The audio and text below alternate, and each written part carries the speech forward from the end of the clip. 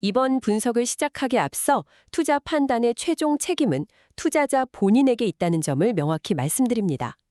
저희는 단순 참고용 정보나 분석을 제공할 뿐 특정 종목이나 섹터에 대해 매수나 매도를 절대 추천하는 것이 아닙니다.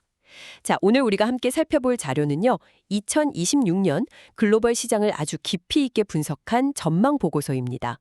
이걸 읽어보니까 마치 두 개의 거대한 톱니바퀴가 맞물려 돌아가는 그런 느낌이었는데요. 아, 톱니바퀴요. 네. 하나는 인공지능 AI라는 거대한 기술혁명의 톱니바퀴. 그리고 다른 하나는 지역별로 전혀 다른 속도와 방향으로 움직이는 멀티스피드 세계 경제라는 또 다른 톱니바퀴입니다. 아주 정확한 비유 같습니다. 이 두 개가 어떻게 맞물려 돌아가면서 시장 전체를 움직일지 그걸 한번 제대로 파헤쳐 보는 게 오늘의 목표입니다. 네, 그게 정말 중요한 게 어느 한쪽만 봐서는 전체 그림을 놓치기 딱 좋은 시장이거든요. AI라는 정말 강력한 엔진이 있는 건 분명한 사실인데 그 엔진이 달리는 도로의 상태가 미국, 유럽, 일본 이게 다 제각각인 상황이란 말이죠. 도로 상태가 다르다? 네, 그래서 오늘 저희는 기술, 거시경제, 그리고 중앙은행 정책, 마지막으로 이게 당신의 자산 배분 전략에 어떤 의미를 갖는지 이 모든 걸 유기적으로 연결해서 하나의 큰 지도를 그려보려고 합니다. 좋습니다. 그럼 그 다채로운 도로 상황부터 한번 살펴보죠. 세계 경제가 왜 멀티스피드라고 불리는지 그 다층적인 구조부터 한번 분석해 볼까요? 보고서를 보면 가장 먼저 눈에 띄는 게 바로 미국 경제의 힘입니다. 사실 2025년 하반기쯤 되면 좀 둔화될 거라는 우려도 있었잖아요. 네, 그런 시각이 꽤 있었죠. 그런데 이 보고서는 이걸 완전히 뒤집고 2026년에도 기대 이상의 성과를 낼 거라고 전망하네요. 이 식지 않는 열기, 그 원동력이 대체 뭔가요? 핵심 동력은 크게 두 가지로 볼 수 있습니다. 첫 번째는 모두가 예상하듯이 AI 관련 대규모 자본 지출, 그러니까 캐펙스가 폭발적으로 증가하는 거고요. 네, 그건 그렇죠. 그리고 두 번째가 아주 흥미로운데 바로 One Big Beautiful Bill Act, 줄여서 OBBA라고 불리는 대규모 재정 확장 정책입니다. OBBA, 이름도 특이하네요. 네, 이 법안 하나가 2026년 딱 그 한 해에만 약 2천억에서 3천억 달러 규모의 경기 부양 효과를 가져올 것으로 예상됩니다. 잠깐만요. 2천억에서 3천억 달러요? 네, 2, 3천억 달러입니다. 정말 엄청난 규모죠. 와, 상상이 잘 안 가는 규모인데 근데 이게 단순히 돈을 푸는 걸 넘어서 경제의 어떤 특정 부분을 자극하게 되는 건가요? AI 투자는 왠지 기술주 중심일 것 같은데 이 재정 정책은 좀 결이 다른가요? 바로 그 점이 핵심입니다. 이 정책은요, 물리적 인프라, 에너지, 그리고 낡은 산업 설비에 대한 투자를 직접적으로 촉진합니다. 아, 물리적인 거요? 네, 그래서 우리가 흔히 생각하는 반도체나 소프트웨어 같은 기술주뿐만 아니라 산업재, 소재, 에너지 같은 아주 전통적인 섹터의 성장을 견인하게 되는 거죠. 그렇군요. 그러니까 AI라는 디지털 혁명이 현실 세계에 말하자면 굴뚝 산업까지 함께 끌어올리는 아주 흥미로운 구도가 만들어지는 겁니다. AI를 뒷받침하는 물리적 세계 전체를 움직이는 동력이 된다. 그런 말씀이시군요. 하지만 이렇게 경제가 뜨거워지면 필연적으로 따라오는 걱정이 있잖아요. 바로 인플레이션입니다. 맞습니다. 불이 너무 뜨거우면 뭔가 타버릴 수도 있다는 건데 보고서는 이 위험을 고착된 인플레이션이라고 표현하면서 경고하고 있더라고요. 정확히 모셨습니다. 그 OEBBA 같은 확장적 재정 정책에 더해서 새로운 관세 부과라든가 이민 제한 같은 정책들이 계속해서 비용 상승 압력으로 작용할 거거든요. 아, 공급망 쪽 문제도 있군요. 그렇죠. 근데 더 큰 문제는 이미 미국 정부 부채가 GDP의 120%를 훌쩍 넘어서는 상황이라는 겁니다. 120%. 네. 그래서 정부가 인플레이션을 잡겠다고 허리띠를 졸라내기도 굉장히 어려운 상황이고요. 이런 환경에서 연준, 페드가 인플레이션을 목표치인 2%로 되돌리는 건 거의 불가능에 가까운 미션이 될 겁니다. 그렇다면 시장이 정말 애타게 기다리고 있는 금리 인하는 어떻게 되는 걸까요? 연준이 이러지도 저러지도 못하는 그런 상황에 빠지는 것 아닌가요? 시장의 기대와 현실의 괴리가 상당히 클 가능성이 높습니다. 보고서는 아주 단호하게 예측하는데요. 2026년 상반기까지 연준의 금리 인하는 없을 것이다. 이렇게 보고 있습니다. 상반기까지 아예 없다? 네, 생각해보세요. 이렇게 뜨거운 경제와 고착화된 인플레이션 압력 속에서 연준이 섣불리 금리를 내렸다가 인플레이션이 다시 폭발하는 그런 악몽을 재현하고 싶지는 않을 테니까요. 하긴 한 번 되었으니까요. 그렇죠. 신뢰를 잃는 게 더 무서운 거죠. 알겠습니다. 미국은 이렇게 뜨거운 파티를 계속하고 있는데 그럼 다른 지역은 온도차가 상당할 것 같네요. 유럽하고 일본으로 한번 시선을 돌려보죠. 여긴 분위기가 사뭇 다를 것 같은데요. 거의 정반대의 상황에 처할 수 있습니다. 유럽의 경우에요. 2025년에 새로운 관세 부과가 예정되어 있는데 이것 때문에 많은 기업들이 관세가 붙기 전에 수요를 미리 땡겨 쓰는 현상이 나타날 수 있어요. 아, 그 선반영 수요라고 하는 거요? 네, 맞습니다. 프론트 로딩이라고 하죠. 그 결과 정작 2026년에 들어서면 오히려 제조업 수요가 텅 비어버리는 일종의 수요 절벽에 직면할 수 있다는 겁니다. 아, 그 선반영 수요 효과군요. 마치 큰 시험 전에 밤새 벼락치기 공부를 하고 나면 다음날 완전히 방전되는 거랑 비슷하네요. 비유가 아주 적절합니다. 유럽 경제가 2026년에는 그런 후유증을 앓을 수 있다 이 말이군요. 그런데 여기에 금융긴축 효과까지 더해진다고요? 그건 무슨 얘긴가요? 네, 독일이 대규모 재정 확장을 계획하고 있는데 이게 역설적으로 유럽 전체에는 부담이 될 수가 있습니다. 독일이 돈을 푸는데 왜 부담이 되죠? 독일이 돈을 쓰려면 국채, 즉 분트채 발행을 늘려야 하잖아요. 그럼 당연히 분트채 금리가 오를 수밖에 없거든요. 그런데 이 독일 국채 금리가 유로존 전체의 기준금리 같은 역할을 합니다. 아, 벤치마크 금리니까? 네, 결과적으로 유로존 전반의 금융 여건이 긴축되는 효과를 낳게 되는 거죠. 경기는 둔화될 우려가 있는데 돈 빌리기는 더 어려워지는 셈입니다. 경기 둔화 우려의 금융 긴축이라. 정말 미국과는 뭐 완전히 딴판이네요. 그렇다면 유럽 중앙은행, ECB는 어떤 선택을 하게 될까요? 선택지가 많지 않죠. 아주 비둘기파적으로 선회해서 추가적인 금리 인하를 단행할 가능성이 매우 커집니다. 금리 인하. 네. 미국은 고금리를 유지하면서 인플레이션과 싸우는 동안 유럽은 경기 침체를 막기 위해 오히려 돈을 푸는 방향으로 갈 수 있다는 겁니다. 완전히 다른 길이 가는 거죠. 그런데 진짜 반전은 일본에 있는 것 같습니다. 수십 년간 잃어버린 시대의 상징이었잖아요. 그렇죠. 근데 이제는 인플레이션을 걱정해야 할 정도라니 시장이 이걸 정말 믿을까요? 이번에도 반짝하다 말겠지 하는 그런 불신이 여전히 깊을 것 같은데요. 아주 중요한 지적입니다. 그리고 바로 그 불신이 일본은행 BOJ가 시장의 예상보다 더 공격적으로 긴축에 나설 수밖에 없는 이유이기도 합니다. 불신 때문에요. 네. 일본은 고질적인 노동력 부족이 임금 인플레이션을 구조적으로 부추기고 있고요. 여기에 새로운 재정 부양책까지 맞물려서 물가를 더 끌어올릴 것으로 예상되거든요. 어설픈 시그널로는 시장의 기대를 꺾을 수가 없으니 오히려 더 강하게, 더 빠르게 금리를 인상할 수 있다는 전망이 나오는 겁니다. 와, 정말 놀랍네요. 미국은 고금리 유지, 유럽은 금리 인하, 일본은 금리 인상. 멀티스피드라는 표현이 이보다 더 정확할 수는 없겠습니다. 딱 맞는 표현이죠. 그럼 마지막으로 신흥시장과 중국은 이 복잡한 구도에서 어디쯤 위치해 있나요? 신흥시장, 특히 아시아 국가들은 선진국과는 또 다른 궤도에 있습니다. 지난 10년에서 20년간 꾸준히 부채를 줄여왔거든요. 그래서 인플레이션과 부채 수준이 비교적 안정적으로 관리되고 있어요. 체력이 좋아졌군요. 네, 펀더멘탈이 튼튼해졌죠. 성장은 다소 부진할 수 있지만 금융 시스템의 안정성은 오히려 선진국보다 나을 수 있다는 평가도 나옵니다. 중국은 어떤가요? 고요. 중국 인민은행 PBOC가 완화 정책에 굉장히 신중한 태도를 보이고는 있지만 2026년 초에는 경기 부양을 위해 한 차례 정도 금리를 인하할 가능성은 열어두고 있습니다. 알겠습니다. 정말 각자 다른 길을 가고 있네요. 아까 미국 경제의 힘을 이야기할 때 AI 관련 대규모 캐펙스를 첫 번째 동력으로 꼽으셨잖아요. 이 AI라는 변수가 단순히 미국 경제뿐만 아니라 전 세계 산업 지도를 바꾸고 있는 핵심 동력인 것 같습니다. 이 AI 패러다임 자체를 좀 더 깊게 들여다볼 필요가 있겠네요. 맞습니다. 보고서는 현재 AI가 무엇이 가능한가, what's possible의 단계를 지나서 무엇이 수익성 있는가, what's profitable의 단계로 결정적으로 넘어가고 있다고 강조합니다. 아, 그러니까 와, 이런 것도 되네 하고 감탄하던 시기는 이제 끝나고 투자자들이 그래서 이걸로 언제 돈 벌 건데 하고 묻기 시작했다 뭐 이런 의미군요. 정확합니다. 바로 그 압박이 역설적으로 엄청난 인프라 투자 경쟁을 촉발시키고 있습니다. 단순히 더 나은 모델을 개발하는 수준을 넘어서요. 이 모델을 실제로 구동하고 서비스할 수 있는 물리적 기반을 누가 먼저 선점하느냐, 이 싸움이 된 거죠. 보고서에서 이 투자를 실존적 투자, existential investment라는 표현까지 쓰던데 굉장히 비장하게 들리더라고요. 네, 그렇죠. 마치 군비 경쟁 같다는 생각도 들고요. 단순히 시장 점유율을 높이는 차원이 아니라 여기서 밀리면 그냥 사라진다. 이런 공포가 느껴지는 단어입니다. 그 비유가 완벽합니다. 냉전 시대의 우주 경쟁을 생각하시면 쉬워요.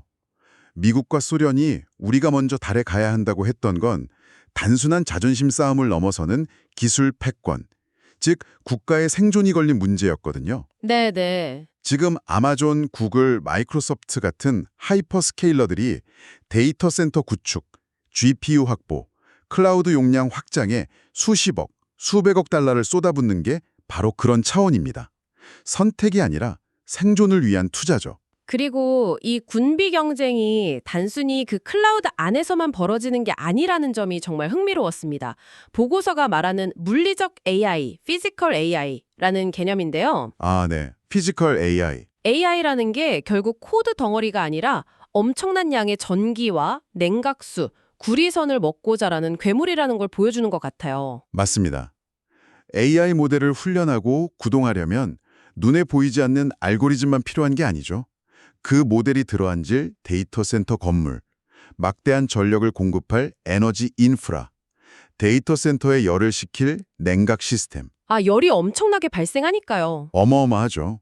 그리고 데이터를 전송할 초고속 네트워킹 장비, 그리고 이 모든 것의 심장인 반도체, 이게 다 필요합니다. 바로 이 필수적인 물리적 인프라를 공급하는 기업들이 AI 시대의 숨은 승자가 될 수 있다는 겁니다. 그 시장 규모가 어느 정도인지 가늠이 잘 안 되는데요. 상상을 초월하는 수준입니다. 예를 들어서 AMD는 AI 데이터 센터용 칩 시장만 해도 2025년에 약 2천억 달러에서 불과 5년 뒤인 2030년에는 무려 1조 달러 규모로 성장할 것으로 예측했습니다. 1조 달러요? 5년 만에 5배가 는다고요? 네, 5년 만에 5배. 정말 전례 없는 시장이 열리는 거죠. 1조 달러라니 정말 어마어마하네요. 그런데 문득 궁금해집니다. 이 막대한 투자 자금, 이건 다 어디서 나오는 걸까요? 기업들이 가진 현금만으로는 감당하기 어려울 것 같은데요? 네, 좋은 질문입니다. 보고서는 여기서 새로운 위험 신호를 포착합니다. 바로 부채입니다. 네, 지금까지는 주로 AI 선도 기업들의 그 막대한 자체 현금 흐름으로 투자를 충당해 왔습니다. 근데 투자 규모와 속도가 워낙 가팔라지면서 이제는 공모 채권을 발행하거나 사모신용 시장에서 돈을 빌리는 등 부채를 통해 자금을 조달하는 비중이 점점 늘고 있습니다. 부채는 반드시 이자와 함께 갚아야 하는 돈인데요. 그렇죠. AI에 대한 기대감으로 부풀려진 AI 거품과 그 투자를 뒷받침하기 위해 늘어난 신용 거품이 동시에 부풀어 오르는 형국이네요. 이거 어딘가 좀 불안하게 들립니다. 마치 90년대 말 닷컴 버블 때를 떠올리게 하는데요. 아주 비슷한 점이 있습니다. 당시를 기억해보면 수많은 기업들이 인터넷 수요는 무한할 것이다, 이러면서 막대한 빚을 내서 전 세계에 광 케이블을 깔았죠. 네, 그랬었죠. 결국 그 수요는 오긴 왔습니다만 그 전에 대부분의 기업들이 부채의 무게를 이기지 못하고 파산했습니다. 지금의 AI 인프라 투자도 만약에 매출 성장이 부채 증가 속도를 따라가지 못하거나 거시경제 환경이 나빠져서 사업이 흔들리면 이 두 개의 거품이 동시에 터지는 시스템적 위험으로 번질 수 있다는 경고입니다. 그렇군요. 현재 일부 AI 관련주들의 높은 밸류에이션에 대한 우려와도 정확히 맞닿아 있는 지점이죠. 그러니까 제각각이고 부채 위험도 도사리고 있습니다. 이런 안개 속 같은 상황에서 우리는 자산 배분의 방향을 어떻게 잡아야 할까요? 가장 관심이 많을 주식시장부터 짚어보죠. 핵심은 성장 기회의 확산입니다.